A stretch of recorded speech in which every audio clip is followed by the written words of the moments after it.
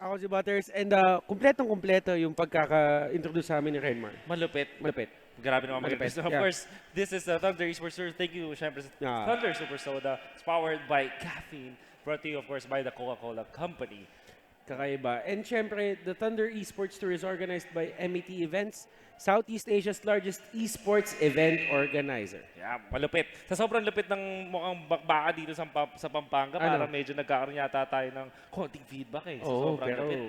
Ganun talaga. Natin. Ganyan na ganyan talaga pagka matindi. Kapag matindi. At pag-usapan natin yung dalawang team dito, ano nga ba yung, sabihin natin yung pareho silang meron? Ano nga ba? May isa silang player na Blandy. Bukod dyan. Ano ba? Bukod dyan, syempre, nasa kanila ngayon the best of Pampanga. Oo. Kung hindi nyo natatanong guys, especially dun sa mga wala sa Pampanga, nanonood sa ibang parte ng country natin, ng Philippines, we have the best players in Pampanga. Nandyan sila, Kuya F. King. Oo. Sila Kuya Supatax. Oo. Nandun sila and considering na sila ang lalaban dito, medyo hindi medyo, mataas na level talaga ng Dota yung makikita natin dito. So pakiramdam ko kung ikaw ay aspiring Dota player, pakiramdam ko, manood ka eh. Magaling tong mga to. And by the way, what's at stake today, syempre para sa mga magsasali sa ating mga tournaments, is to be part of the Esports Tour Finals sa Manila yan. So kung sino manalo at mag-champion dito sa Pampanga, di naman lilipad, pero pupunta sila sa Maynila, bandang end of... Hindi, pwede naman sila lumipad. Pwede naman lumipad. Actually, pwede naman lumipad. Wala namang pumipigil. Wala namang pumipigil sa inyo na lumipad. Basta kapag nangyari na. Nangyari na lahat, of course. And what a better way to start here for a Dota tournament sa Pampanga, but to see the finest here in the region na makikita nga natin sa ating labanan. Yung mga nakita nyo kanina, actually, yung iba doon, mga pro players na nasa national level na sila nagbabakbakan. Ano nga si Kuya F. King? Grabe naman, nagkagulatan nga kami kanina dito. Ano sabi nyo? Wala lang, sabi nyo, gano'n lang. Simple para namang hindi kayo nagkagulatan. Man of few words kasi man si Kuya words. Pero kung iisipin mo, hindi lang Dota yung meron tayo dito. Meron din tayo Mobile Legends Bang Bang at meron din tayong CSGO. So lahat ng mga tao na nandyan na nanonood sa may gilid, pakiramdam ko pumasok na kayo eh. Libre lang naman umupo eh. Libre naman. Libre naman umupo at saka may umiikot dyan na mimigay ng Thunder Super Soda. Super sa sipa. Super sa sipa. Omsim. Huwag ginaantay na sipain kayo papasok. Pumasok na kayo.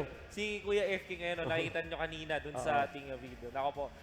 Pasensya na guys kung paulit-ulit ko siya sinasabi. Pero kasi, he already played dun sa mga top-notch na teams already, sa mga top-notch na level. Even yung mga qualifiers, pati yung mga LAN tournaments in the country, pinapadala na rin yan. At syempre, hindi lang sila yung maglalaro ngayon. I think meron pa mga malulupit na mga players mamaya. Mamaya meron pa. So alam mo, yung mga ganitong tournaments, maganda din to eh. Kasi nakapag-interact din tayo sa mga tao. And we are seeing players na baka hindi natin kilala.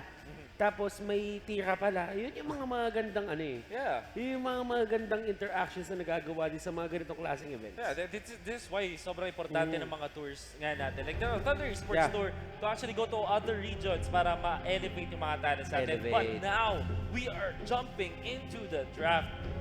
Medyo matagal-tagal ang ating pagkakasadota. I think that there's a lot of changes in the patches as well. Then again, Kuya Butters, ang tanong natin, ano ba yung mga i-expect natin ng mga picks dito?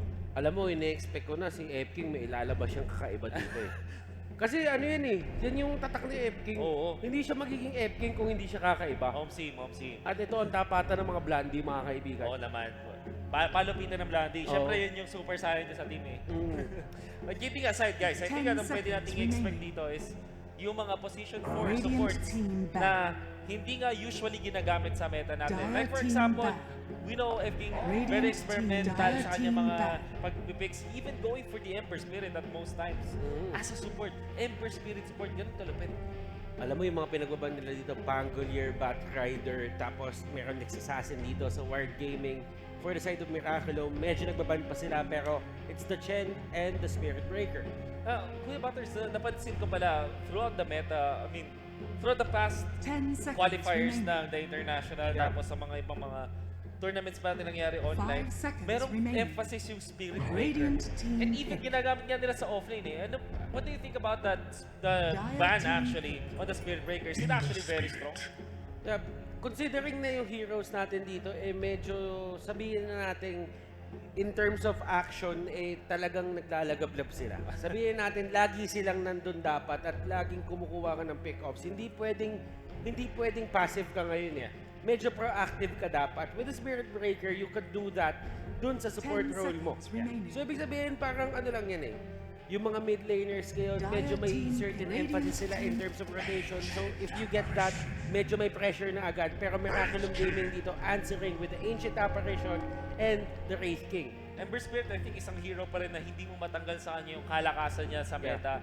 Especially nung dumating na yung 7.21, I think, na amplified din yung kanyang pagiging online sa meta natin because of the fact na meron siya Aghanim Scepter buff na sobrang imbalance in a way. Isang napakagandang endgame item para sa isang Ember Spirit. And I think even after some of the nerfs na nilagay sa kanya is viable pa rin siya sa meta. Also, you have to take note, again, si Kuya FD, hindi naman ibig sabihin na siya na mid lane or carry Ember Spirit. This could even be a support. Yeah. And considering paring Wolf na Miraculum Gaming dito, kumuha sila ng isang Ancient Apparition with the Wraith King. Ang ganda ng pick of potential nila dito in the laning stage kung sila yung pagsasamahin. Kasi ang gagawin dyan, hindi ile-layer yung Cold Feet tsaka yung Raid Fire Blast. Ang gagawin nila dyan, pagsasabayin nila lahat.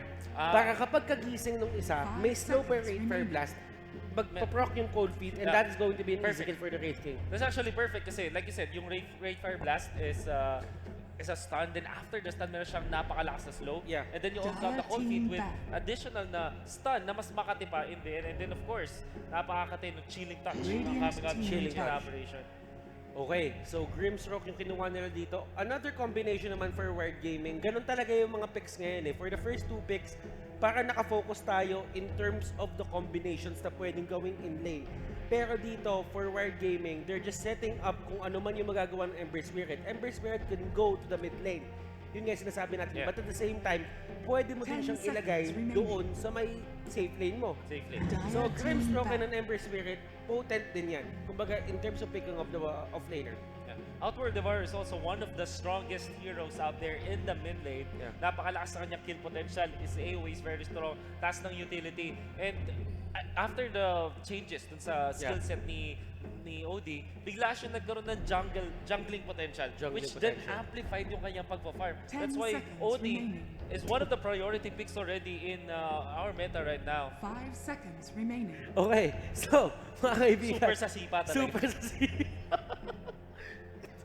Okay, Lina and the OD, yung tinanggal nila dito, they're probably setting up para makapag-lane ng mid yung Ember Spirit, but at the same time, you can't really check kung ano nga ba yung gagawin ng Miraculum Gaming dito. Hindi naman sila nabibigay ng masyadong information pa.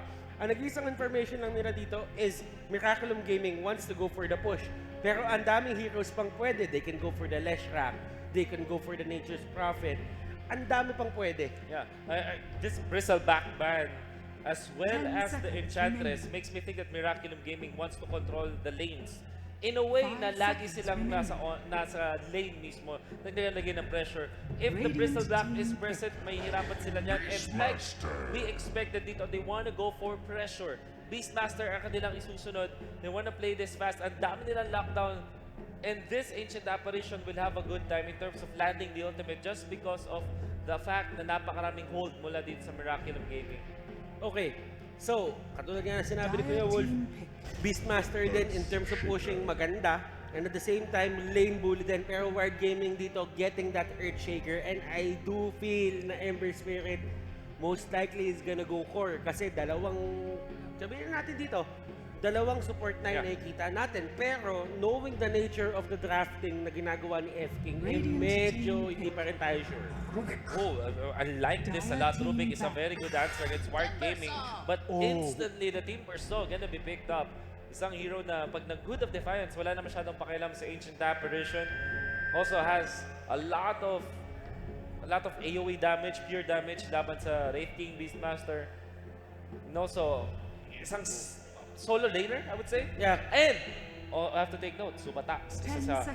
Isa yan sa mga signature heroes niya. Alam mo, kung mga pabash, we look a year ago, kinakatakutan yan. Oo. At kung isipin mo dito yung Timber, so then kaya nga din mabuhay dun sa Ancient Apparition tsaka Wraith King na combination. Para ma-takedown nila to, ang kailangan nila gawin is isama yung Rubik doon sa may lane kung nasan si Wraith King, kung tatapat man. Pero ang pinaka-problema naman doon, yung Beastmaster nyo medyo magkakaroon ng problema. Just considering na meron silang Earthshaker, Grimstroke, mapapunish talaga yung Beastmaster dito.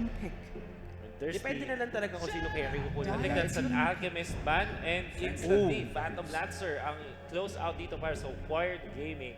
So this is a very melee lineup para sa Whired Gaming pero meron pa rin silang reach. I think marami silang way dito para makapunta dun sa may backlines. You have to take note as well, Miraculum Gaming, they don't have much ranged heroes themselves. But, ito yung problema ngayon ng Miraculum. Ano ang panghuli nila sa PL? After the ultimate mula sa Beastmaster, they might not have any follow-up. Unless, makanakaw na malapit na Fisher dito si Rubik. Yun talaga eh. Kailangan nila humanap ng pang-clear dito. They can't really go for a Sven because sabihin na natin, yung kartoanan dito. Medyo magtututok sila sa ibang tao pero Miraculum Gaming dito getting an Invoker and that is going to be an easy clear doon sa mga illusions na ibabato ng Phantom Lancer. Okay. So, makakita tayo ng malupit na galawan dito mula sa Invoker. And sakto kakalabas lang ng baby Invoker natin. The baby persona. Paramdam ko, ilalabas na talaga nila to agad eh. But still, looking at the draft, mga kaibigan, I would put myself dun sa side ng Whired Gaming just because ang daming kailangan sagutan. May Timberso ka, may Phantom Lancer ka. Sabihin natin dito, if itututukan ng Invoker yung Phantom Lancer, yes, magiging maganda yun. Kaya niya i-burst down yun. Pero isipin mo, sino ang tutumba sa Earth Spirit? Sino ang uhuli sa Timberso? So kailangan medyo gumawa ka ng way para talagang mahuli sila lahat. At the very least, nag-adjust sila with Invoker to kind of get the damage out. And then, syempre, dahil meron sila lockdown, Sunstrike kills will be very easy para dun sa ating Invoker. However, after that initial stand, paano kung may save na lang dun sa mga side ng Whired Gaming? Ano yung kanilang isusunod? Kasi I think that the PL, even though he's worried about the Primal Roar, I think isang Lincoln Sphere at Lotus Orb will solve all the problems para sa Whired Gaming. Yun yung medyo scary dito. And I think that traditionally, Invoker loses the matchup against the PL because of how much micro the PL can do against all of the skills na pwede ba ito ng Invoker. For sure, ano pa rin yan eh, battle pa rin yan between the two players. And syempre, between both heroes. But then again, laging nasa lamang ang PL over the Invoker. Traditionally speaking. Traditionally speaking. Pero eto na nga mga kaibigan, we will be heading into the game and let us go for the team rundown. For the side of our gaming is going to be Super Tax on the Timbersaw. F-King as the Earthshaker. Karma will be the Ember Spirit. Jaunuel as the Grimstroke. And Sword will be the Phantom Lancer. Kabila, that's Hero on the Rubik. And that is Finesse on this Wraith King. K3 on this Invoker. EWQ, kabaliktad ng QWE. Si Ancient Apparition and Zenki on the Beastmaster. Did I hear a squeak? And medyo nag-aantay lang tayo ng onti dito. There's a tip coming out from Sword kay Kate. And ito yung pinakamahirap na lane para sa akin dito sa game, para sa side ng Miraculum, yung mid lane. Kasi katulad na sabi mo kanina, traditionally, and talagang alam na natin to, paulit-ulit na natin din sinabi to, na Invoker, nahihirapan siya sa isang PL. Pero if he uses his skills right, lalo na yung Ice Wall, yun yung magiging way niya para takasan yung PL. Pwede. Diba? So, madaming ways. Even the Cold Snap can't really get the Phantom Lancer kasi yung sabi natin yung Doppelwalk or yung Doppelganger will cancel everything mga kaibigan. Pero nandito sa may baba, nahuli si Karma. Karma dito trying to run away. The slow is there. Dalawang board yung nag-stack doon. Pero dito, sa may taas, Finesse mga kaibigan, hinahabol. Pero F-King dito will get Sunstrike. Medyo maganda yung pinapakita agad ng Invoker dito. He has 1 kill. That means medyo balance eh. Yeah. Like we said, there's a lot of lockdown to kind of amplify or, you know, enable yung Sunstrike kills. Kasi napag-usapan na natin kanina, Ray Fire Blast into Cold Feet, tapos may kasamang Sunstrike, insta-kill yun. And more importantly, ang napakaraming experience para doon sa ating Invoker, pero tumanggap ng napakataas na damage to finesse. Of course, yung rework dito sa ating Whirling Death, kapag mas maraming punong nakatabi, mas makate. Mas makate. Ganun na nga ang rework na binigay doon. Pero finesse dito, just going back into lane. Yun, yung pinaka-problema nila, mga kaibigan, na kapag ka dito sa lane na to, hindi talaga nag-work etong Wraith King and Ancient Apparition. Both of these heroes need their level 6. They need their ultimates agad-agad para mag-online yung capability dito nung mga kakampi nila para mag-5-man. In addition, I think yung siguro work around ng isang Invoker on getting the kills is, syempre, pag nakakuha ka ng Sunstrike kills out of nowhere, meron kang bonus experience na you can get out of the mid lane. Which also means na at least meron siyang way to offset yung advantage dito ni PL doon sa may mid lane. Right now, medyo nananalo sa CS battle ang ating Phantom Lancer. Pero dahil nakakuha ng access sa kills itong si KP sa kanyang Invoker, using the Sunstrike, yun yung bonus niya na makukuha dito over the Phantom Lancer. And already, level 3 na siya ahead of this PL. Yun nga yung sinasabi natin, hindi kailangan maging try-hard ng Invoker masyado dito. Hindi niya idea dito or hindi niya trabaho na i-take down etong Phantom Lancer. Ang kailangan niya lang gawin is tignan niya yung mga gilid-gilid kung meron nga bang masa-Sunstrike. And with the potential nga, even the slow from the Beastmaster, setup din yun para sa isang magandang Sunstrike. And with this reactive armor, napakagandang Fisher and in comes Sword. Hindi masyado kumukonekta with the right clicks. But of course, KP is gonna be very hard to survive for himself. Pero papatay niya si Sword yata dito. Uy, medyo nagdalawang isip si Kuya Sword. Naku, pati yung courier na damay na ka. This is really bad para sa Whired Gaming.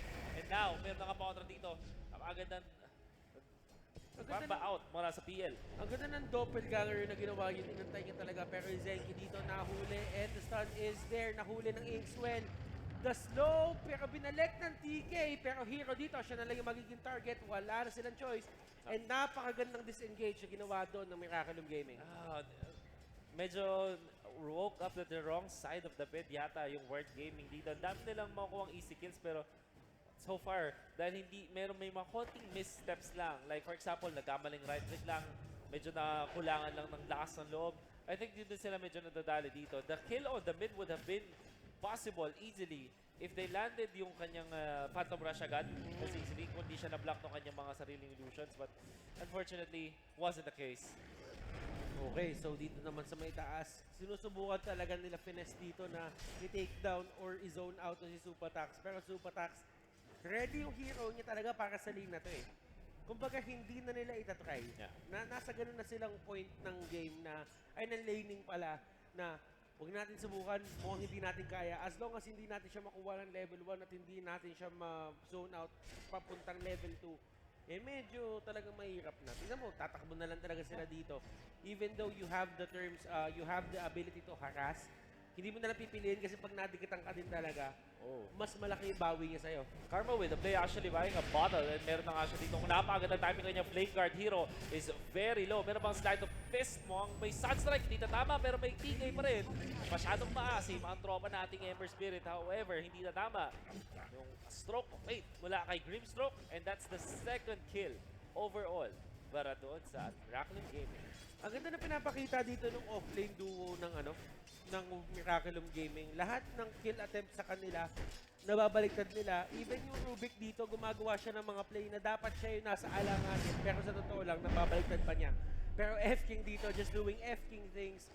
Ninakaw niya yung neutral creep. Yeah. F-King things, like you said, Timbersaw. Picking up the level 4 na sasaktan dito si Finesse. Definitely because of that additional damage mula doon sa pagputok ng mga puno. Now they are securing yung mga bounty runes. Bounty runes, mukhang tatlo yata mapupunta dito para sa Whired Gaming. Or I'm not sure exactly. Yes, they will get 3. Okay, pero dito na naman sa may baba mga kaibigan, nahuli dito si Ember Spirit. Ember Spirit doesn't have the level 6. And right now, Ancient Apparition is there. Ace well, will it save the day? No info. Oo, Mahuhuli nagkadasan din ng si Karma. stroke of fate tapos Mixwell nun. Hindi lang ganun ka-tanky yung ating Ember Spirit. Ito, nakita natin si Sword. Binubully out lang ito si Invoker. But because of the fact na nakakuha ng kill si Invoker, talagang nakabawi na siya dito. There's the Sunstrike as well. Perfectly time mula kay KP para makakuha ng kill doon sa Siege Creep. Sinusubukan talaga nila ditong harasin or i-gank etong si KP. Pero ang pinaka-problema naman, laging handa yung position ni KP. Ito nga sinasabi natin, hindi niya kailangan maging tryhard dito. He should just wait for the proper Sunstrike kills. Kapag nagawa niya yon, makakabawi siya. Pero F-King dito na-cold snap siya and Sunstrike is there. It will miss, pero the kill is still there kasi nandun si Finesse. Okay. KB would have loved to get that kill for sure. Pero siya pa rin naman nakakuha ng last hit nevertheless. Pero alam mo yung Sunstrike para lang, siguro pampakaba ng kanyang kalaban. But that was an easy kill, I mean, para kay F-King. Trapped again. Ang daming attempts dito ng ganks ng Whired Gaming pero seems to be na sila yung natatalo dahil medyo na-outplay sila. Now, ang ganda ng telekinesis naman doon. But there is the setup mula sa Fisher. They also start with the Ixwell and Hero is very low. Nagbata na lang siya ng kanyang kasing stroke of it. Hindi na talaga nila kaya kumuha ng kill pero doon sa may taas, Supatax nahuli with the irritation coming out here from Cape. TP papuntang TP siya dito, papuntang mid, and right now, he is going to try and alam mo yun, i-push back yung wave sa PL. Actually, nagulat ako doon na masyadong far forward yung ating Timbersaw kasi for the longest time, he's been doing a great job. Hindi lang niya kailangan talaga mag-feed, pero dito sa may gitna, itatry na lang dito si KP, dito tumama yung stroke of fate. There's gonna be the Ghost Walk, and he gets away so easily. Mamba out para kay Kuya KP. And sadly, wala silang dust of appearance. Hindi nila makukuha yung kill. Kanina pa talaga nila sinusubukan pero Cape dito, just using the right skills, just positioning himself right, yun yung nakakapagpa-survive sa kanya sa lane. Unfortunately, hindi nila sobrang napapunish dito yung kanilang advantage over the Invoker. Although may konting namang dito yung PL in terms of the net worth, hindi ganun kataas. And you have to also take note, Raid King, nakabawi na siya sa kanyang farm. Hindi na siya namamblema dito sa top lane, as well as this Beastmaster. Nice maneuver, however, mula kay Supatax to get 2 waves of creeps. Pero ito si Cape na naman, nasa may gitna. Pero alam niya na walang dust of appearance, so we'll just go back. At tingnan mo kung yung kinuha niyang item dito, Ring of Basilius. It doesn't really go up na sa katulad dati na may Aquila pa. Ngayon, value na talaga yun eh. Kapag kinuha mo yung Ring of Basilius, it will give you the mana region na kailangan mo. Extra armor para labanan yung PL. At kapag nagawa niya yung trabaho niya, unlimited Sunstrike yung magagawa mo. Yeah, unlimited Sunstrike. Every time na cooldown siya, meron kang enough mana for that Sunstrike. And syempre, meron ka ring armor, konting armor against the physical damage of the PL. So at least yun yung way nila dito. Kind of offset the damage output of this PL. Eventually, mamamblema siya pag nakakuha ng diffuse na blade yung PL. So yun yung medyo kailangan niya i-watch out dito. Sila may ginagawa dito nila F-King. Hindi na katulad kanina na nagiging aggressive pa sila. Yung Fisher ni F-King doon para lang hindi lumapit yung creeps papunta doon sa may towers nila. Kasi alam nila wala na rin sila talagang kill potential ngayon, may primal core. At kapag ka nagpumilit sila at may nahuli yung Invoker ng Sunstrike, hindi magiging maganda yun para sa kanila. Yeah, unti-unting yumayaman din yung mga carries natin dito.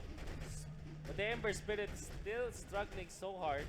Although there will be a push in the mid lane at makakompleto nga nila dito. That's the second tower already down against Miraculum. At least, yun yung naipapanalo dito ng Whired Gaming. They may be down in terms of kills, pero in terms of the map control, courtesy of the turrets, of the towers, I mean. Towers. Iba na pala. Okay na rin. Okay Nakakabawi rin sila. However, Midas on the Raid King. Is this gonna be a Radiant? Do you think this is a Radiance game para sa ating Raid King? It could be kasi merong PL and alam naman natin for Illusion Heroes, yan yung magandang item pickup. Kumbaga yan yung isa din sa mga wave clears nyo. Pero nahuli si Beastmaster dito. Hindi dapat Primal Roar. 2-man Ice Blast mga kaibigan. Pero Karma dito will go down dun sa may likod. Nandito si Sword. He is trying to fight pero Soul Bind mga kaibigan dito sa dalawang support and EWQ trying to run away. Spirit Lance is there and that will be able to get the kill. No. 2 kills in exchange of Ember Spirit. I think makakatakas yata sila doon with 2 kills and no deaths if hindi masyadong attentive si Invoker. But Invoker is actually playing so well this game. Always ready with the Sunstrikes. He may not have the most farm, pero dahil nga naman sa kanyang matchup, kaya lang naman siya nalugi. But overall, yung pagkaagamit niya dito ng kanyang Sunstrike, well and good para sa kanyang team. If not for that Sunstrike, that would have been a free 2 kills para sa Whired Gaming.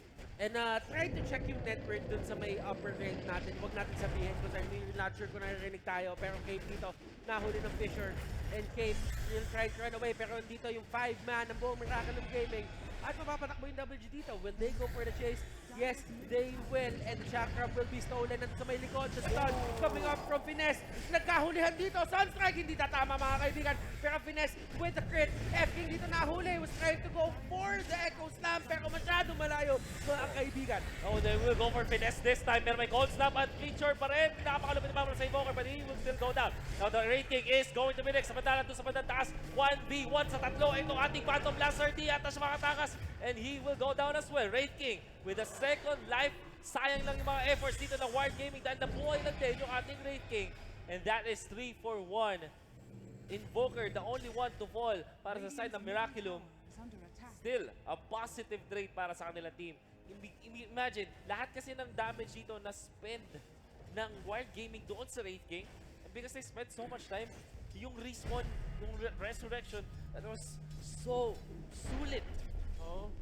So sulit. Alam mo yung, tingnan mo yung buga dito ni F-King talagang sumasabog eh. Pag nag-enchant totem siya, sumasabog yung tenga ko eh. Pero alam mo, ang ganda din ng pinakaplano niya dito kanina, lumapit siya para kumuha ng isang magandang Echo Slam. Kaso ang problema naman, ang pinakakalaban niya, yung chakram na ninakaw dito ni Rubik. Kapag ganun yung nangyayari, parang wala ka na talaga sagot eh. Kailangan mo na lang tanggapin, pipili ka, tatakbo ba ako, hindi ko ba ibabatay yung ulti ko? Yeah. O lalapit ako, ilalaban ko, and hope for the best. I think he hope for the best na lang talaga. Hope for the best, but it paid off para sa Miraculum, to say the least. Napakaganda ng resulta para sa kanila. Now they are up 10 kills. Yung ating gold is still very much in the middle for both teams. Pero dahil lang naman to sa fact na hindi nakapag-push yung Miraculum. Pero dito mga kaibigan, well, both of the teams naman dito still trying to get their farm. At ang kinakatakot ko lang dito para sa side ng Miraculum is paano kapag mamaya dumating na tayo sa late game. Medyo mahirap ulihin tong mga to, Ember Spirit, Phantom Lancer. Alam natin na hindi pwede patagalin dito ng Miraculum. Right now, yes, they're winning. Pero if you really try and take this to the, sabihin natin, medyo late game, doon magkakaroon ng malaking problema talaga. Ay, kita natin yung konting mga items para sa ating mga cores natin yung Ember Spirit. Hindi namin pwedeng sabihin ng totally. Nakikita nyo na lang yan sa screen nyo yung mga items ng mga tropa pips natin. Kasi ayaw natin sabihin dahil baka nga naman marinig ng ating mga players. Very small chance. But at the very least, guys, you are aware of what is happening. Okay, stroke of fate. Naagaw karma dito mga kaibigan. Nandito sa may mid lane. I think he's trying to go for Maelstrom. Yun yung usual pathing ng items dito ng isang Ember Spirit eh. Lalo na kapag nakaano siya, drum siya. Kasi you can't really rely, sabihin na natin, on on the damage na ginagawa dito nung what you call this, the remnants. Hindi mo pwede gamitin yun masyado dito. Kasi kung iisipin mo, meron silang Invoker, meron silang Rubik, meron silang Wraith King. Ang daming ways para i-stun ka at may supplementary pang cold feet kapag ka nahuli ka noon. So, ibig sabihin, medyo alanganin. There will be a little bit of, actually di pala little bit, napakadakas na push mula dito sa side na ating Miraculum. Especially with the Beastmaster. Having the Beastmaster means that you have the inner beast that will amplify the damage output of Forge Spirit, mga summons like Forge Spirit, yung mga skeletons actually, and even yung mga boars. So good in terms of pushing. Objective control overall para sa Miraculum game is also top-notch. Okay, but on the other hand, mga kaibigan, hindi rin lumalaban dito yung Miraculum kasi alam nila hindi yan yung fight na dapat talaga nila i-take sa may taas. That is good decision making coming up from them. Pero looking at the right side of your screen, may biniling item dito. Hindi ko pwede sabihin kung ano yun. Hindi pwede. Pero nakita nyo na yan. Ito mamang stun as we actually pause this game. Mukhang nagkaroon yata tayo na konting tech difficulties lang. But is this gonna actually convert into a kill. I'm not entirely sure. So, ayokong i-reveal, ayokong sabihin kung nasan yung mga players natin, guys. Kasi, tignan nyo na lang yung screen nyo. We don't want to spoil the fun. Oo. Basta nakikita nyo yung mga pwesto ng mga players natin dyan. We don't know kung makakuha sila na kill because of this. Siyempre, dito sa Esports, Thunder Esports Tour, kailangan fair tayo sa lahat. Fair. Kumbaga, kung hindi natin alam kung narinig nila o hindi, ang gawin natin dito, wag na lang tayo magsabi ng sobrang importante ng mga bagay. Oh, we will Okay. have the resumption of the game. Tumama dito yung actually tumama is Light of Fist but not being attempted nga yung Searing Chainsaw even. Well, there was Ghost Walk nevertheless, so hindi rin naman sila makakahuli. Pero alam mo, si Karma dito with the double damage rune, and right now, he is going to be rotating lang naman. Tamang ikot lang dito sa may bandang gitna. Meron din yatang rotation dun sa may bottom side of the map. I'm hearing a Sunstrike pero hindi tumama dito. Nakatakas yung kailang target. And of course, yung Alacrity, when applied to push to siege creeps, napakakate. Medyo nabista rin natin since yung Invoker di na masyado napipili. Medyo nakakalimutan natin yung kalakasan ng Alacrity o na siege creep. And, ayun nga, kumbaga, ngayon kasi hindi mo na pwede i-dominate yung mga siege creep. So, ang kailangan mo gawin dito is you need to amplify their damage. So, ibig sabihin nun, to amplify their damage, ano ba nga bang gagawin mo? It's either you raise their attack speed or raise mo yung potency ng mismong attack nila. So, right now, Finesse nagkahulihan dito, and Finesse, na-diffusal blade siya dito. I don't really think he'll live through this. Reincarnation will be popped. This is the best, mga kaibigan, the best situation for them. This arm coming out from Cape, and that is a very good move coming out from Miraculum Gaming. Grabe. Not forcing the fight kasi alam nila wala nang reincarnation dito yung kanilang Wraith King. There's this very notable na galawan ng ating Invoker na kung isipin, hindi pa big ticket yung mga kanya ginagawa. Like Sunstrikes pa lang, like simple tornado, simple deafening blast, okay na sa kanya. Nakikita natin, kaya ba yung playstyle dito ng ating Invoker? I'm excited to see kapag nagkaroon naman ng 5v5 clash kung paano niya i-combo yung mga skills niya. Kasi so far, with just usage of one skill after another, goods na eh. Okay, so right now you're seeing the Earthshaker just getting his items, pero dito sa may baba, WG trying to get those towers, and right now they're even gonna use the fortification, mga kaibigan, para i-def yung taas at yung baba ay makuha nila yung kill, pero yung tower rather, pero dun sa may kita makukuha nila yung kill. Finesse dito pushing with his own skeletons, pero sabi nila dito, we will use our own fortification para hindi yung matuloy yung baba. Kailangan nila sumagot dito, and right now, nahuli sila ng WG. Yeah, this is a good WG, pick-off. Finesse, gets caught out. Wala siyang reincarnation, and that is going to be a pick-off. This is weird. Ito tinatawag natin caster's curse, Kuya Butters. Kapag sabihin natin kaka-praise mo lang sa isang player, bigla sila nagkaroon ng mga mishaps. And exactly what happened with the Invoker as well as the Wraith King. They've been playing so well in this game, pero all of a sudden, napipick off sila. This is something na kailangan nilang abangan, I guess, or to take care of themselves kasi hindi sila pwedeng magpapitas na magpapitas. Otherwise, Whired Gaming can easily fall back to this game.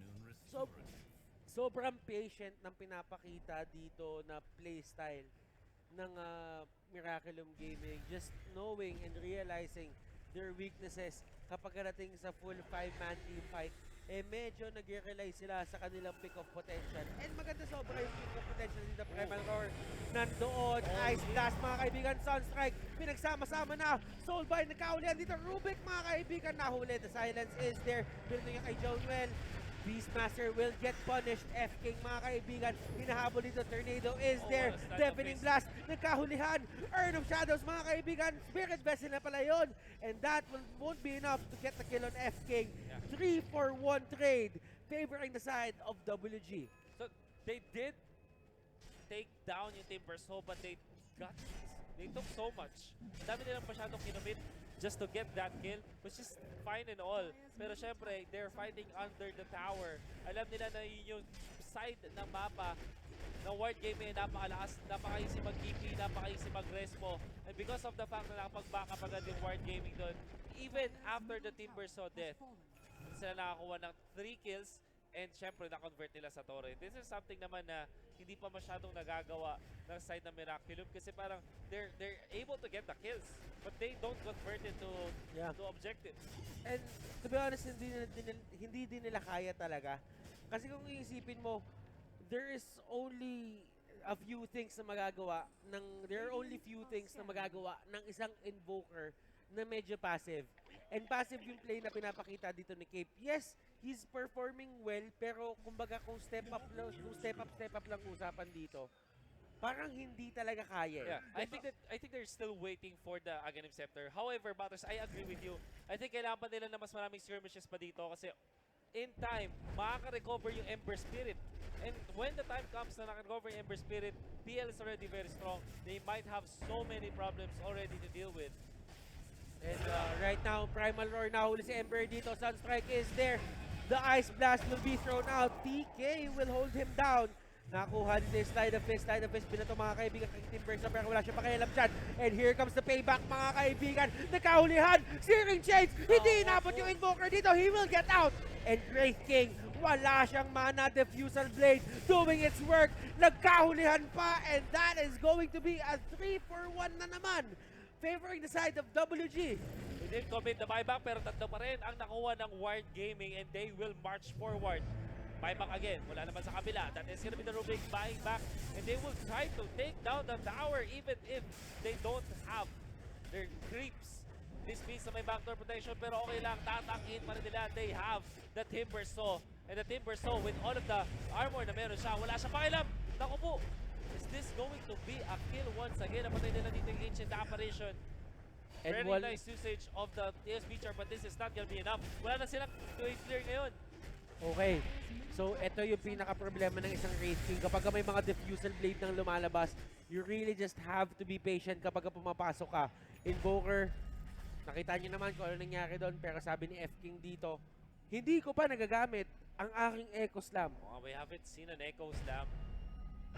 Oh! Nahuli ka, boy! Over Pero may there. Soulbite muna! Napakaganda naman doon mula sa backlines. They will try to take down the Wraith King this time, but Seki is gonna go down first. That's the Beastmaster down. Wraith King susunod yata nila dito, pero nag-reincarnation pa rin. There's a buyback on the Earthshaker. I mean, Wraith King, nagbato na kanyang stun. It will connect on super attacks. Meron ka lang depensa dito. Sinilence yung Invoker. Very well done mula sa ating Grimstroke. Very nice attention. Uy! Oh, nakamuntikan pa. Pero hindi ka pwede kasi mag-timber chain sa hero. Tinimber chain ko ngunit kulang. Yun ang title ng pangyayaring yun, mga kaibigan. Yung mga buyback dito sa laro natin, Kuya Butters, parang gigil na gigil mag-buyback yung mga tropa natin. Sabi ng WG kasi dito, nakakatatlong buyback nila sa totoo lang. Yung Grimstroke, yung Ember, at saka yung Earthshaker. Oo. Ang sinasabi nila dito, mayaman naman kami. Sa bagay. Hindi kami takot gumastos. Kung kayo takot, Okay. yo! Ekos tama dyan, mga kaibigan, nagkaulihan dito. It's Enchant up. Totem Is will be this thrown good out. enough? Pines dito, Oh, nahuli. okay. Wala kang reincarnation. Ice Blast is there. Nahuli si F-King. That is going to be a dieback. Pero na-take down naman nila yung Wraith King. Without the reincarnation anymore, may tornado EMP pero hindi yata tama. Meron pulse up. Saktong-sakto para hindi makataas sa EMP ang ating Ember Spirit. And already, he has to back down. Katulad ng ating minensyon kanina, it's all about the micro plays mula kay KP. Hindi pa tayo nakakita ng big ticket 5v5 from him. Pero at least yung mga maliliit niya mga movements, at least that's good for the team. However, kailangan pa niya na mas marami pang ganun. Pero kung malaking movement ang pinapakita, ang gusto natin ditong masulyapan, Phantom Lancer, look at his items. Nakakatakot na tool. This is getting out of hand para sa side ng Miraculum Gaming. Ito na yung sinasabi natin. Kapag masyado na siyang madaming pangtanggal ng negative, yung negative effects, Anti-buffs, yeah. medyo kailangan mo nang mag-alangan. Medyo kailangan mo nang bilisan. Nasa timer na kayo ngayon. Hindi nyo na pwede bitawan dito yung Phantom Lancer. Oh, definitely. Lalo na pag nakakuha na siya ng Heart of Tarask. That will be very hard. I mean, ngayon pa lang nga, nahihirapan na sila. What more mamaya? Well, they will have to commit all of the stuns that they have in the world para makontrol yung PL. But when that happens, they will have a problem with the Ember Spirit. Especially now, na merong gustong kunin na item dito sa Ember Spirit. Nakikita nyo naman sa inyong screen. Pero alam mo dito si Supatax medyo chill lang. Tamang init lang. Di naman din siya nagmamadali masyado. Alam mo, si Karma din naman dito, sinasabi niya lang, sige lang, hayaan niyo lang sila mag-initiate. Kapag ka nag-initiate naman sila, nandun naman tayo lagi. At para manalo sila ng isang clash, kailangan medyo mag-extend, sabihin natin, gumamit talaga sila. Yung reincarnation nandun, yung primal roar nandun. Kumbaga, patas-patas lang eh. Mapitasan nyo kami ng isa, pero madami naman kayong ginamit. Kasi yun naman talaga yung layering ng skills nila eh. Primal roar to the ice blast, tapos si Invoker na try niya i-sunstrike kung kailangan man. Yun yung pinaka-idea eh. Yeah, definitely. Kasi they will have the burst through that. And syempre, Ancient Apparition helps with it to close out the kill para hindi ka makapag-heal up. And it was successful for quite a bit kanina, especially dun sa kill sa Ember Spirit. The only thing I don't like about it is sobrang susceptible niya sa mga respawn ng kalaban. Like, especially pag nag-all-in ka na sa isang hero. Imagine nag-all-in sila kay Supatax o kay dun sa ating Ember Spirit or sa PL. If any of those heroes gets bursted down, merong respawn mula dun sa ibang membro. And not only that, meron pang buyback potential na nakita natin sobrang potent kanina. Alam mo, pwede nila gamitin yung skeletons dito sa advantage nila eh, para sa side ng WG. Kumbaga, ayaw mo nagpupush yan. Pero para kay F-King, kapag nag-echo slam siya, matutuwa siya kapag magkakatabi lahat yan at tumabihan doon sa mga heroes dito sa side ng Miraculum Gaming. Yeah. Double bracer para kay Earthshaker. Dagdag kunat lang. And then Threads. Nakita mo, 2.3k agad na HP. Even yung Shaker, ang hirap patumbayin dito. Kuya Butters, and out. Napakagandang tornado to zone out. And Will they go for the punish? yeah, no, I don't think they will. Hayaan na lang nila to.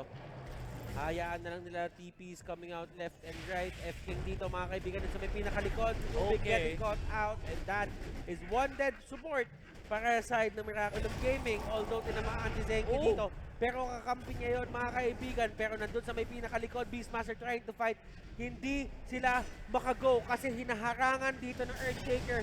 Yung Invoker, the Tornado is their EMP mga kaibigan. Echo Slam will still be used. Pero nandun sa may pinakalikod, nag-Ghost Walk, meron bang dust of appearance. Nandun sa may pinakalikod, BKB will be used by the Wraith King mga kaibigan. Meron siyang Rages dito. Hindi magiging problema yung Phantom Lancer pero Karma finding the right target and that is still a punish. Yeah. Favoring the side of WG. I think F-King really played well dun sa nangyaring skirmish na yun. Yes, namatay siya eventually, pero yung kanya pagkagamit ng Echo Slam, pagkababa niya mula doon sa tornado, nag-Echo Slam agad siya, kaya hindi siya tinaman ng EMP. Meron pa rin siyang enough mana para makapagsano kanya mga opponents. And also, na-zone out niya ilang members ng Miraculum doon. And this means that there could be a tier 3 push para sa Whired Gaming. Stun connects as well as the EMP para kay Supatax. Dahil dyan, kailangan na mag-back dito ng mga members ng Whired Gaming. Okay, malapit na din naman mag-level 20 dito si Wraith King. Sabi-sabihin, no reincarnation mana cost na yung pinakamagiging kalaban dito ng side ng WG. Pero kung iisipin mo, kaya naman nila i-take down yung Wraith King kahit may mana o wala eh. Yeah, I think that they also like it kasi ayaw nila na magkaroon ng 2-time skeleton, yung additionally yung Wraith King. So, mas okay na lang din. Kahit ano pa naman sa kanila eh. Kasi totoo lang, 2-time skeleton, mas madami lang tatamaan yung Echo Slam. He will actually, you know. Of course, definitely. I think no mana cost dun sa reincarnation is more than likely the safest choice dito. Safest choice. Pero this is not the safest choice for the Ancient Apparition. And they will be going for that Sunstrike, mga kaibigan. And look at that conversion. This could be enough. Di yata nagwag BKB. He will actually try to get back at dito na si Sword. Huli ka, hero na ako po. Meron ginamit na slide of face dito para medyo mabuhay. Pero huli ka pa rin. Dalawa ang napatay mula sa members ng Miraculum. They did spend their BKB on the Ember Spirit. Pero okay lang dahil nakakontra pa rin sila ng dalawa. And they also keep Karma intact. And just because mga kaibigan pinilit nila yung kill doon sa may Ember Spirit, sila pa ang nabawian. At saktong-sakto lang talaga na meron na ding BKB. Etong si Karma. Yeah. Yes. And there's also a lot of objectives na pwede pong i-secure dito ng Whired Gaming. There is still Roshan na mukhang naspatan ng mga members dito ng Miraculum. Ang daming tinamaan ng Ancient Apparition Ultimate and actually almost all of them. Because of this, mabababa ka mga members ng Whired Gaming. And it looks like that Roshan will still be safe. Kaya hindi pa rin talaga sila pwede masyadong mag-take ng Roshan attempts. Kailangan talaga makahuli muna sila ng isa o dalawang tao side ng ng Miraculum. Kumbaga, it's not a safe place lalo na kapag kumpul-kumpul kayo lahat. And just knowing na apat sa heroes dito ng side ng WG is melee, medyo magkakaproblema talaga. Nakakita kayo ng mga items na pinipili ng mga tropa pips natin. At syempre, yung mga pwesto ng mga players natin, hindi natin pwedeng sabihin unless ma-reveal na nga totally. Kasi nga, gusto natin i-keep ang integrity ng ating tournament dito. But now, the Roshan is gonna fall to the dire side. AJ is picked up by Finesse himself. Mukhang meron yata labas sa likod na dalawa yung Series Chase dito. And then comes the BKB mula to Cyber Spirit. Regarding down dito Invoker. Invoker goes down. Yung rating pa rin na nga dito. Of course, may reincarnation niya. Pero si Cyber Spirit, Ancient Apparition, na kanyang tinarget. Rating dice for the second time. Yung pangatlong beses din na yata dahil nakabang na members dito ng Whired Gaming. Meron naka-bleak out muna. Bleak out sa Habol sila. Sabi niya, wala silang pang-cancel. Third time is not a charm, mga kaibigan, for the side of WG. Pero sabi naman nila dito, nakuha natin lahat ng pwede natin kunin doon. Kung dalawa lang yung buhay niya at wala siyang aegis doon, patay na talaga siya. Pero sabi niya, magdadagger ako at alayuan ko kayo. Nagamit niya yung BKB niya. And ngayon, sa ngayon, wala sa fighting condition ang side ng Miraculum. EMP will be used pero tatakbo lang ni Sword yan. Sword still has the mana. And even using the Manta to dodge the Raid Fire Blast. Ooh. And now, that's Whirling. That's Chakram, I think. Ano na ako dito?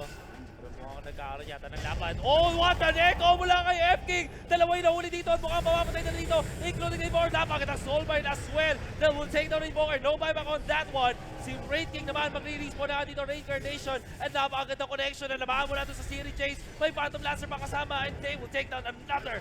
That is Elimination Operation down. Rubik na pabuyback na lang dito. F-King will fall pero okay lang. Sulit na rin yung kanyang mga nagawa para sa kanyang team. Instant buyback mula sa Ancient Apparition.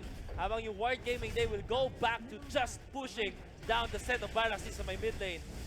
Slowly but surely, yun yung ginagawa dito ng WG. Timber chain out, hindi nila masyado ipipilit kasi alam nila na takedown nila yung melee racks and this range racks. The range racks don't really regen. Yeah. Don't really regenerate. So, ibig sabihin yan, kung ano yan nung iniwan nila, yun na yun. talaga yun. Yun na talaga yun. Mismo. And syempre, ang na-achieve doon overall ng Whired Gaming is the fact na nakakuha sila ng Torre, a lot of gold in their favor. Nakita nyo yung freshly picked up item by that Grimstroke. Sobrang sulit para sa kanya because of the Soul Bind. You have to also take note, ang ganda nung synergy of skills coming out from Whired Gaming, starting with the Echo Slam mula na naman kay F-King. Okay lang kahit dalawa lang yung mahuli kasi valuable targets naman. Invoker, Rubik, as well as the Rating, I think yata yung nahuli doon. At the very least, nandun yung Invoker at yung Rubik. And then syempre may follow-up na Soulbind. Wala talagang nagawa yung Invoker doon. And alam mo, Kuya Wolf, yung itemization dito ng mga side ng WG, medyo pang-win more items na eh. Alam mo yun, kumbaga talagang sineset up na nila siya din na talaga para manalo palalo. Yes. Kung papansinin mo, these are not the core items na pinaka talagang gugustuhin mo. There are some items talaga na kakailanganin mo kunin. Pero right now, sabi ng WG, we have time. Hindi naman tayo nagmamadali masyado dito. Kung kailanganin man natin mamaya-maya yung mga items na para manalo talaga tayo. Pero right now, kunin muna natin yung medyo mga flashy items. Now, the end game item para sa ating Ember Spirit. We are in the end game now. I think yung nakita nyo yung item na yun, the Ember Spirit just really makes him this, I can't describe this, parang imba hero, OP hero. Oh. Napakahirap huliin, napakalakas ng damage output. And you would, parang mas pipiliin mo na nga na huwag na lang siyang itry na kunin. Unless, of course, maunahan nyo with the roar and all of the combo that you have all in, throw in everything but the kitchen sink. That would be great. Nakikita nyo sa mapa ngayon ng mga movements ng ating mga heroes. And now they will spot out Finesse. Jumping in at the dodge muna dito na ating PL. Now they're jumping onto the rating this time. Pero ang ultimate realization na operation pero it's already over. Sa likod, nandun na yung Ember Spirit 1. The Soulbind once again. May magandang tornado dito. Echo Pero Slam! Para Pero stop dito Invoker. Invoker has to ghost walk away. May nahuli nga naman dito. That's another kill on the Beastmaster. Ember Spirit marches forward. Pero may nanakaw na rin, na rin. They will go out in style. However, they still lost their Beastmaster. Tingnan mo yung Ember Spirit, napakabilis. Oh, nakauna na si Nako po. Shades. Pero Cave dito, wala ka nang tatakbuhan. Saan ka pupunta? Walang magawa yung Rubik dito. And look at that voice. Sabihin natin yung chat na ginagawa nila ngayon. The voice lines, mga kaibigan. Ini-spam na lang nila dito. They will take down the tier 2 tower into the bottom lane. Samantala, aangat na nga sila dito with, of course, Subatax, ang pinakamakunat na hero sa ating laban. That's the Timber Saw. 35 armor, I think, ang pwede niya accumulate dito. No, 32 only. As of now. Pero ito yung ginagawa nila ngayon. They're just pushing the towers. Walang magawa dito yung side ng Miraculum Gaming. And right now, paano nga ba babawin ng Miraculum nice catch Gaming? na naman. Siyempre, hindi sa ganitong paraan. Nagkaulihan pa dito. May sentry likod. na sila doon. Doon Nako sa may po, likod. Warjado ni F King yan. Oh, nahuli. Fines, paano ka alis? Okay, Nako makakaalis siya. Kumuha siya ng Mjolnir. Nilagay niya sa sarili ngayon. Meron siyang Mjolnir. Meron din siyang Radiant. So, ibig sabihin talaga hindi tatagal yung mga illusions dito. Pero tatandaan din natin, meron ng Heart of Taras. Etong si Phantom Lancer, actually sobrang kanina pa yan. They jump it forward. BKB not man. One go for F King this time. And they will take down the Earth Shaker. Pero instant buyback to now. Diverso, tatakbo mula doon sa Raid King. Pero sa bandang likuran, yung Rubik naman dito. Nako po, may roar muna para maligtas yung Rubik. Rubik, can he run away from the illusions of the Phantom Lancer? Hinabol pa rin siya ngayon. Pero hindi na kailangan dahil ito ng Ember Spirit ang target. Very low. Tatama pa ito. Yes, it will connect and the Ember Spirit goes down. Napakagandang ice ball as well. Stroke of Fate. Clear out some of the damage dito mula sa backlines. Echo Snap na naman! Mula kay F King. Buyback yan. And he gets down Invoker. Pero makasunod. Finesse. Medyo kakaibang blink. Medyo lalaban siya dito. Pero makokontrol muna siya. Nakasanap naman anymore. But that is gonna be F King going down for the count. Very nice soul bind coming out with the grip stroke. And Sword gets away because of this. But he will still try to chase. Nahuli nga nila dito yung PL. May Spirit Vessel lang kasama. 8 of Spirit as well. May manas na lagi namin. It comes the ultimate from the ancient operation. Will it connect? Yes, it will. And Sword goes down. A wipe out mula doon sa Miraculum. And they still stand strong. Hindi pa tapos ang laban, Kuya Butters. Pero ang juicy ng wave na nagpo-push din sa may baba, may dalawang siege creep tapos sobrang daming range. So, ibig sabihin, they can probably use this to their advantage. May naka-BOT ba sa kanila? That's the question. Pero it will deal significant damage pa rin kahit walang mag-TP dyan. Si Finesse dito, just controlling the middle lane. Sabi niya dito, hindi natin kailangan masyado magmadali ngayon. Kahit may na-take na silang Raxis sa atin, we have to take into consideration na kailangan lang natin yung push. Kailangan natin i-push yung kaya lang natin. Hindi tayo go over dun sa expectations natin sa draft natin ngayon and sa situation ng game. I would like to comment Finesse in that last skirmish. Alam niya talaga yung power ng kanyang hero. Alam niya kung kailan siya tatalon. And he knows that he can man fight against his opponents. This time they will take down tier 3 tower in the mid lane. And even mukhang set of barracks yata dito sa ginayde. Isa na lang. Tapos rekta dun sa may tore, dun sa may taas. Mukhang malulugi pa yata ang Whired Gaming dito. At dahil sa pag-aasim, hero dito, nagkahulihan pa. Oh, what a silence though. Nagkahulihan dito mga kaibigan. The Wraith King will be thrown out. Pero nandun yung Primal Roar. And Super Attacks will go down. May nag-TP pa dito pero instant BKB mula kay Karmas. He wants to fight this. He will take down the rating for the first time. Meron pa silang follow-up dito. Hindi, mukhang magbaback na lang din ng mga members dito ng Miraculum. And Karma will not march forward, will not overextend. Actually, hindi pala.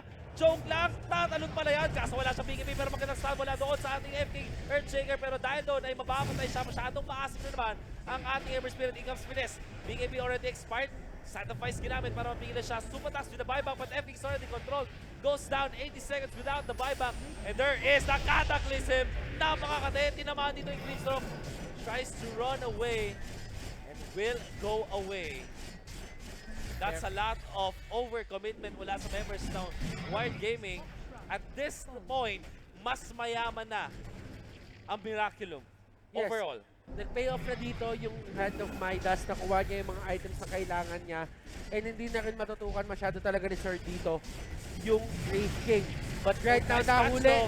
Very nice Phantom guns! Lancer! 3 Get caught out. points mula dun sa Ancient Aberration from downtown. At tutulak na nga dito mga tropa base natin. There's a double buyback mula sa Whired Gaming. They jump in with the Ember Spirit. BKB activated. Wants to go for Hero this time. Bumalik naman the City Change. May use na ginamit dito. Is there gonna be the stun? Yes, there will be. Primaror ginamit. Boy pa rin si Hero. And they have the chase on. However, Soul Bind into the side of Ice. Perfectly done. Mula dun sa ating Clean Stroke. Mukhang may kontra na kayata dito. Whired Gaming as they take down KP. KP goes down. Finesse might be next and he will be there. Pero may buyback mula dito sa ating Invoker. It comes Finesse, pero na-stun ni FT. Actually, di pala galing kay Hero yung Fisher na yun. That's a stolen Fisher. As he TP's away, buhay pa rin yung Rubik. Subatax can run away from this one. Na-stop yung Timber Chain. And he might fall. That's 2 down on the side of Whired Gaming na parehas. Walang buyback.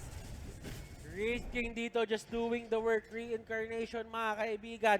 Hindi nila kaya yung pangalawang buhay dito ni Finesse.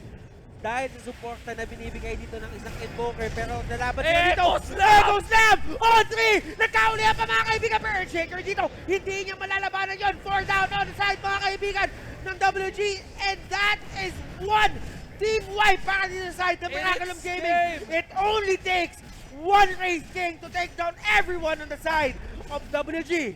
Mistakes were made over extensions, lahat ng pag-asim. But in the end, it's all about the Raid King. And What a play mula sa Miraculum Miraculum. Gaming. Grabe yung patience na pinakita nila, just abusing their own mechanics. Hindi sila nagmadali dito and na-punish nila yung Whired Gaming. That is not looking good mula sa side ng Whired Gaming. But definitely, Punish. nakita natin yung kanilang mga... It is the punish. Like, for example, yung kanilang mga initiations were also good. However, I think that they're really overextending a lot. I think yun yung main problem dito from Whired Gaming. Yeah. Not to take away anything out of Miraculum, but I think that most of the problems mula sa Whired Gaming was from their overextensions. Hindi din talaga parang in-overestimate ng Whired Gaming yung kanilang potential na hindi nila tinake into consideration na kapag katama nga ba yung items na kinuha ng isang Raid King, will he have enough damage output? And right now, you're looking at the highlights. Invoker, para sa akin, yung pinaka-player of the game doon. Yes, Raid King was doing all the work, but at the same time, without the control na pinakita ng Invoker doon, I don't really think na possible yung comeback na ginawa nila. Also, I agree. I think yung mga ginagawa ni Invoker dito na kahit yung hindi siya sobrang lupit na like a 5-man connection, a 4-man connection, but yung fact na napipigilan niya yung mga pag-abante ng kanyang mga kalaban with Deafening Blast, with Tornado, I think that's already okay.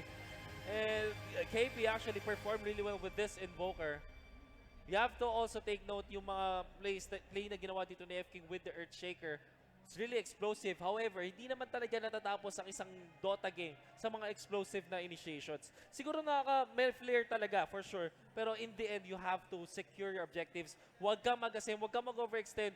Close out the game in a much better fashion. At saka kung isipin mo yung Ember Spirit din hindi din masyado nakakuha ng farm eh. They were relying most of the time sa isang PL. And PL, he's really not known for the burst damage na sobrang high damage output.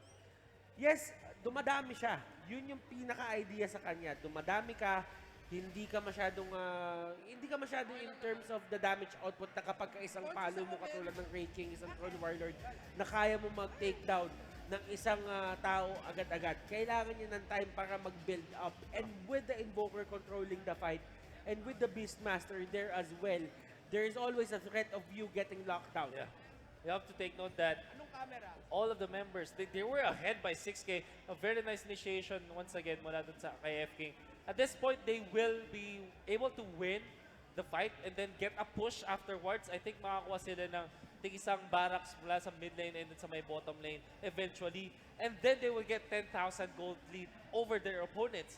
However, dahil sa kanilang pag-overextend, magdidip yung 10K na yon into the favor of Whired Gaming. Yeah. This is the brilliance of finesse. Yes. By the way, yung ating Raid King, nakita mo, siya yung lumaban. He knows that already na-burn na yung mga damage out, yung mga skills dito ng kanyang mga kalaban. Kaya mananalo siya sa team fight. And finesse eventually carried this team towards the end. Tignan mo dito yung Rubik, inangkat pa niya dito. And that will be enough to secure the kill. Pero this is probably the team fight na hinahanap sana WG. Pero ang problema naman, kulang na talaga yung damage output nila. Wala si Timberso, wala yung Ember Spirit, and that secured them the game. You know what makes me happy about this is Finesse actually dati niya makakape si F King at Supa Tax. There was a time na for a very short period of time, sila talaga yung magkakakampi. Sabi dito ni Finesse, ako po mga kuya, kasi actually Finesse is actually very young. Sabi ni Finesse, mga kuya, sige, makapakita ko sa iyo yung tunay kong lakas. Papakita ito na yung Nagpapakilala nga siya dito eh. pinakita niya na, sabi niya, mga kuya, pasensya na, medyo tatalunin ko muna kayo ng game number 1. Pero game number 1 pa lang naman yun. Yeah, this is best of your series, of course. It's Miraculum getting game number 1 and again, 1 game away from getting into the grand finals. And I think, syempre mamaya pa lang yun. For now, I think that we have to pass it on back to our host. So, Renmar, Emega, take it away. All right, thank you so much, Wolf. We just witnessed Miraculum pulling off something a bit of a miracle with that comeback. Grabe, Yes. diba? Like, okay, since Dota player ka, like, Grabe, Q&A like ba to? yung mga, hindi, yung mga, like, ano yung favorite parts mo nung game na yun?